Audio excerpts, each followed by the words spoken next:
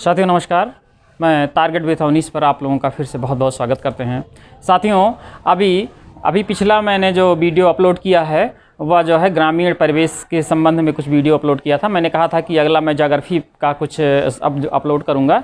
तो सबसे पहले विश्व भूगोल, जैसा कि सिलेबस में मिला है कि विश्व भूगोल, वो हम सबसे पहले ब्रह्मांड पढ़ाना शुरू करेंगे। और भारत का भूगोल मैं पिछले अपने वीडियो में अपलोड करके वो हमारे वीडियो में टारगेट विथ अवनीश पे पड़ा हुआ है, तो उसको भी आप लोग देखते रहिए।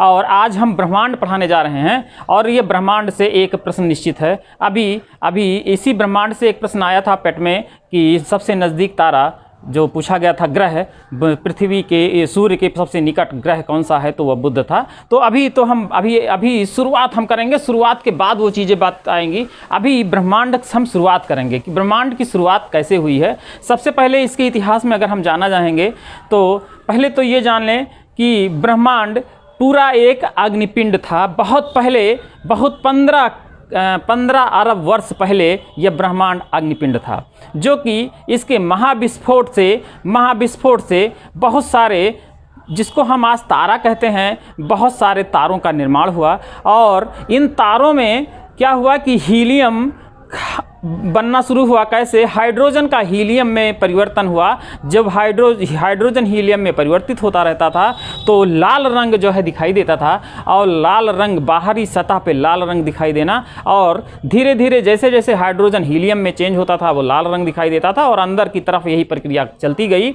और एट लास्ट कई करोड़ों वर्षों के बाद एक तारा भी अपना अस्तित्व खो देता है, जबकि वो पूरी तरीके से हाइड्रोजन हीलियम में बदल जाता है, तो जिसमें लौह के तत्व बहुत ज़्यादा आ जाते हैं और वह फिर विस्फोट हो जाता है। और उसी को कभी कभी लाल, पूरी तरीके से लाल हो जाता है, जिसको कभी कभी रक्तदानों या इस तरीके का भी संज्ञा दिया जाता है। हालांकि बहुत डीप में हम नहीं जाएंगे, केवल हम ये पढ़ाएंगे कि इसके मुख्य फैक्ट क्या बन सकते हैं, मुख्य फैक्ट क्या क्या बन सकते हैं। उसके बाद सबसे पहले हम थोड़ा सा इतिहास में जाएंगे कि इसके बारे में, ब्रह्मांड के बारे में क्या कौन क्या कहा। सबसे पहले टालमी 140 ईस्वी में टालमी महोदय ने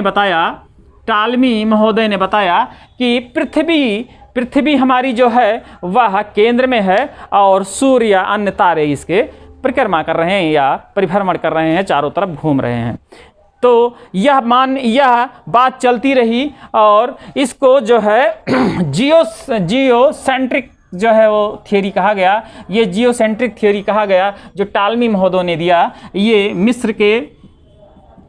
मिस्र यूनान के थे। यह भी पूछा जाता है ये कहाँ के थे, और 140 ईस्वी में इन्होंने ये बात कही थी। इसलिए इम्पॉर्टेंट तब थी क्योंकि इनके दिमाग में ये चीज़ आई 140 ईस्वी में, मतलब बहुत पुराना जो है, पुराने मतलब समय की बात है, जबकि इनके दिमाग में आया। जब 1543 ईस्वी में, 1543 ईस्वी में कापरनिकस आए। कापरनिकस ये पोलैंड के थे। इन्होंने बताया कि पृथ्वी नहीं, जबकि सूर्य केंद्र में है, और पृथ्वी जैसे कई ग्रह और तारे जो इसके चक्कर लगा रहे हैं। कापरनिकस ने यह बात बताई, और एक किस्म का ये भी खगोल शास्त्री थे, और एक किस्म का ये एक भूगोल की क्रांति जैसा मालूम पड़ता है।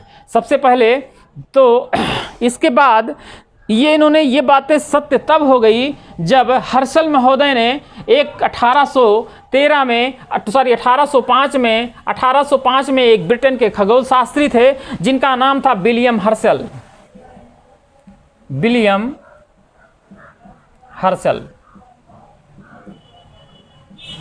इन्होंने दूरबीन के सहायता से ये देखा कि सूर्य केंद्र में है, जबकि बहुत सारे तारे और बहुत सारे पिंड और पृथ्वी और ग्रह और उपग्रह जैसे वो पूरे सूर्य की परिक्रमा कर रहे हैं। सूर्य खुद भी और बाकी सभी जो है वह परिक्रमा कर रहे हैं।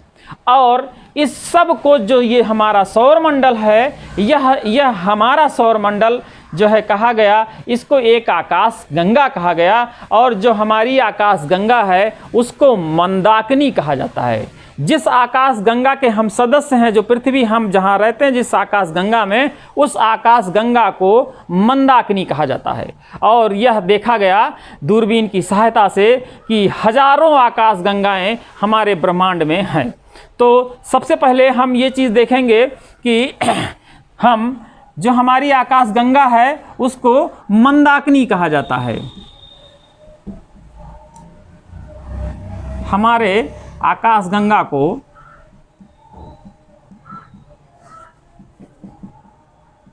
मंदाकिनी कहा जाता है।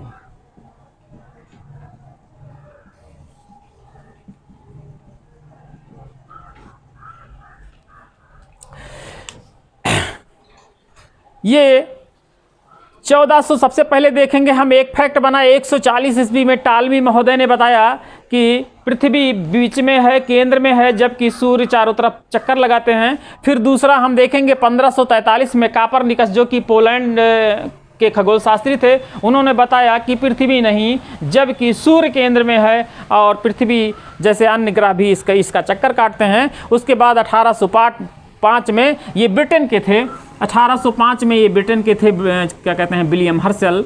इन्होंने दूरबीन की सहायता से देखा और यह बताया कि कापरनिकस ने जो बात कही थी सत्य है, यानी कि सूर्य बीच में है और सभी ग्रह और पिंड या क्षुद्र ग्रह या ग्रह उपग्रह सभी इसके चक्कर काटते हैं। और दूसरी बात हम एक चीज़ जानते हैं, ये एंड्रोमेडा, एक हम शब्द जान लें, एंड्रोमेडा, ये नोट करने की बात है, यह सबसे निकट आकाशगंगा है। हमारे आकाशगंगा के सबसे निकट का आकाशगंगा है, सबसे निकट का आकाशगंगा।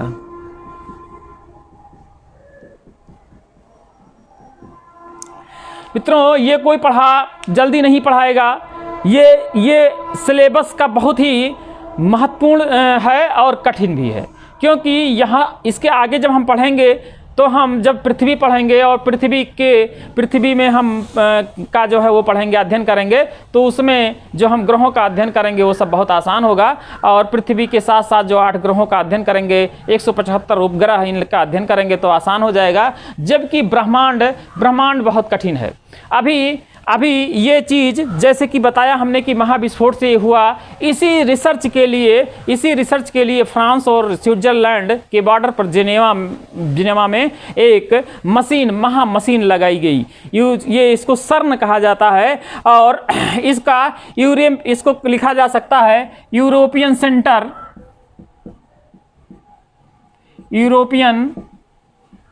Centre for nuclear research.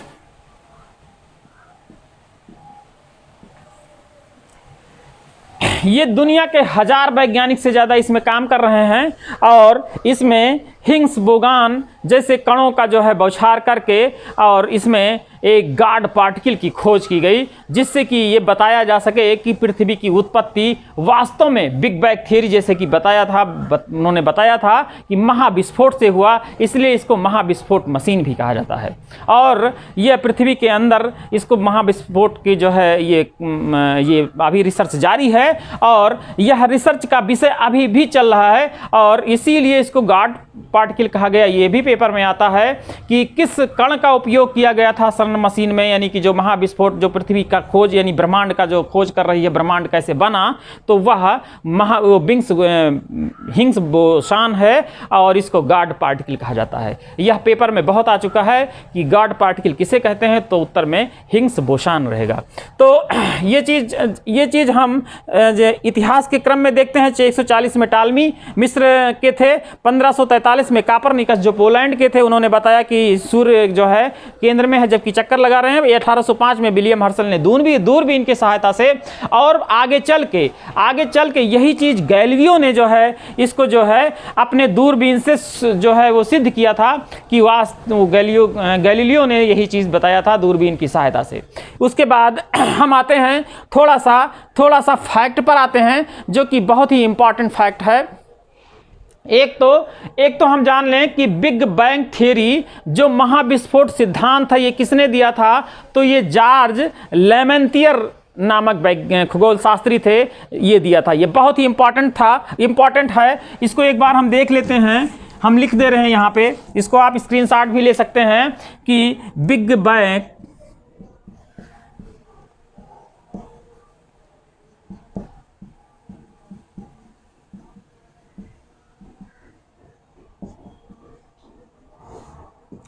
किसने दिया था? तो यह जॉर्ज लेमेंतियर ने दिया था।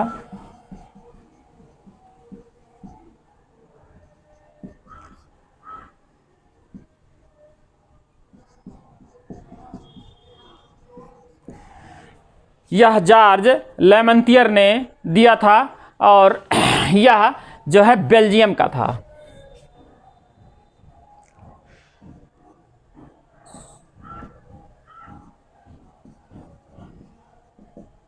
यह जो है बेल्जियम का था।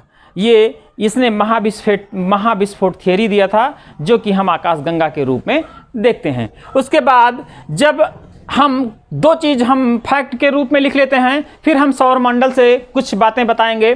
सबसे पहला तो फैक्ट ये जान लीजिए कि भारतीय अंतरिक्ष अनुसंधान संगठन इसरो ने 4 अगस्त 2015 को राजस्थान के उदयपुर के फतेह सागर स्थित सौर वेधशाला में एशिया का सबसे बड़ी सौर दूरबीन, एशिया का सबसे बड़ी दूरबीन मल्टी एप्लीकेशन सोलर टेलीस्कोप का निर्माण किया। यह बहुत ही इंपॉर्टेंट है।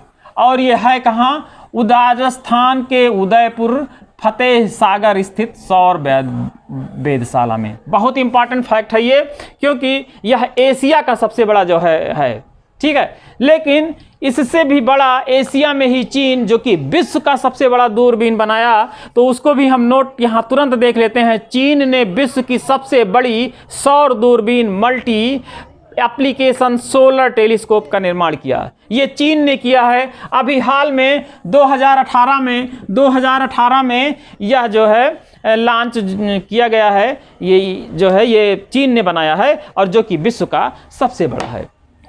उसके बाद हम सौर मंडल सोलर सिस्टम से सूर्य जो हमारा अपना सौर मंडल, जो जिससे सूर्य एक प्रकाश का पुंज, जिसके हमारे ऊर्जा का स्रोत है, हमारी पृथ्वी का ऊर्जा स्रोत है, जबकि हमारे 8 ग्रह 175 के ऊर्जा पुंज है और जो है प्रकाश का स्रोत है। उसके बारे में हम थोड़ा सा समझेंगे, सुनेंगे। तो सौर मंडल में सबसे पहला फैक्ट ये है कि सूर्य उसके चारों ओर भ्रमण करने वाले 8 ग्रह, 172 उपग्रह, क्षुद्र ग्रह, धूमकेतु, उल्काएं संयुक्त रूप से सौर मंडल कहलाता है। एक बार फिर से रिवीजन कर लें। 8 ग्रह, पहले 9 ग्रह था। 9 ग्रह में 9वां जो है प्लेटो की मान्यता 2006 में समाप्त कर दिया गया। अब 8 ग्रह केवल बुध, शुक्र, पृथ्वी, मंगल, बृहस्पति, शनि, अरुण और वरुण, ये 8 ही ग्रह हैं और 175 उपग्रह हैं।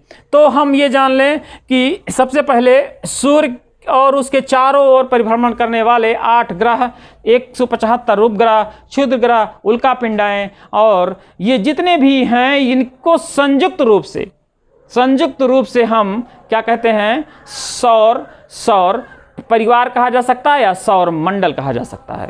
तो ये सबसे पहले है। हम इसको मिटा के हम थोड़ा सा यहाँ पे देख लेते हैं।